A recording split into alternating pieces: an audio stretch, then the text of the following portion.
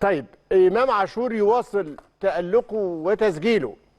النهارده امام بيسجل ببراعه وبيتصدر قائمه هداف الدوري. سجل النهارده الهدف السابع ليه، تفوق على عمرو ناصر لاعب فاركو اللي عنده 6 أهداف زيه زي ناصر منسي مهاجم الزمالك، ومحمد علي بن حموده لاعب المحله عنده 5 زيه زي فيستون ميلي مهاجم بيراميدز. امام عاشور يواصل التألق اينما لعب، يلعب في نص الملعب رقم 8، يلعب صانع لعب، يلعب جناح شمال النهارده ويعمل تحركات خطيره جدا. تلاحظوا الجون ده لو اتعاد من بدايته هتلاقي اللي بيضغط في الوينج الشمال جراديشار. جراديشار هو اللي ضغط ولعب اعتقد لكريم الدبيس، وبعد كده للعش، او برضه العش كون ان هو يبقى سيرد باك بس اشول جاي يساعد في مكان الجناح الشمال. فهنلاقي اهو جراديشار هيتدخل وهيباصي، وامام هو راس الحربه، يعني امام الجناح الشمال هو اللي موجود في مركز راس الحربه عشان يروح يسجل.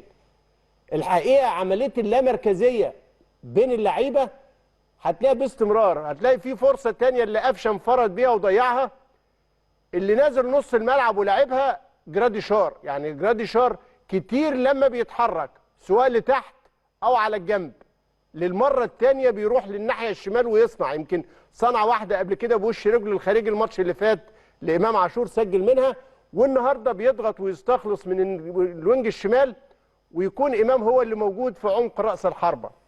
عمليه اللامركزيه يا باشمهندس في الشق الهجومي سمه واضحه جدا في اداء الاهلي. لما تكون حاجه تشرحها بالشكل ده يبقى ده شغل خططي وتدريب. ايوه. امام عاشور دائما يبدا في الاطراف. ايوه. ولكن كل خطورته تاتي من العمق. ايوه. الجون اللي جابه بيمينه اتكرر بشماله وراح جنب العارضه. ايوه. واخد بالك؟ أيوة. وبرده من العمق. فانت جراديشار لعيب بيتحرك بره وجوه بيضغط. وهو ده اللعيب لما تحس ان ده الكاركتر، شخصيه الاداء بتاعته. أيوة. انه مش اللعيب اللي بيستنى الكوره او بيتحرك انا راس حربه بقى طب انتوا توصلوا لي الكوره. ايوه. لا هو لعيب يعني الحقيقه حسين الشحات برضو الكوره دي كويسه، ودي كانت ممكن كريم الدبيس لازم نتوقف قدامه. اجاده مستمره منتظمه.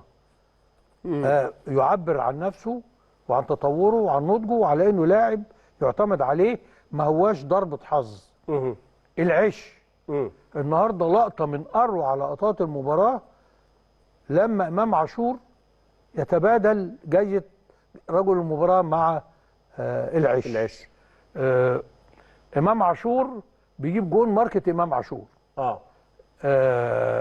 كرة متكرره اهو، ده امام عاشور اهو. الظاهر متفقين كمان على كده انه يحصل، لان هل تعتقد ان اللجنه المنظمه اديتها له مناصفه؟ لا اديتها لامام. مش كده؟ امام هو اللي بيتنازل عنها. ده اللي انا قصدي للعش. ده فامام يعني زاويه ايه؟ ما هو دي الثقه بالنفس بقى. انا راجل كل ماتش باخد ده، والراجل ده عايز اقول له اهلا بيك. ويل دان. عملت اللي عليك. تعالى بقى نفهمك يعني ايه النادي الاهلي. يعني امام عاشور اتصرف بكتالوج النادي الاهلي. وقبل كده عملها مع كهربا. وعملها مع كهربا، وقبل كده عمل عماد متعب وحسام غالي. وقبل كده مش عارف عملها مين، هادي ووليد لعيبه النادي والشناوي مصطفى شوبير. أيوة. ده النادي الاهلي. دي ثوابته. ايوه يا اخي والله العظيم 3 لو حافظنا على الثوابت دي لا خوف على الاهلي.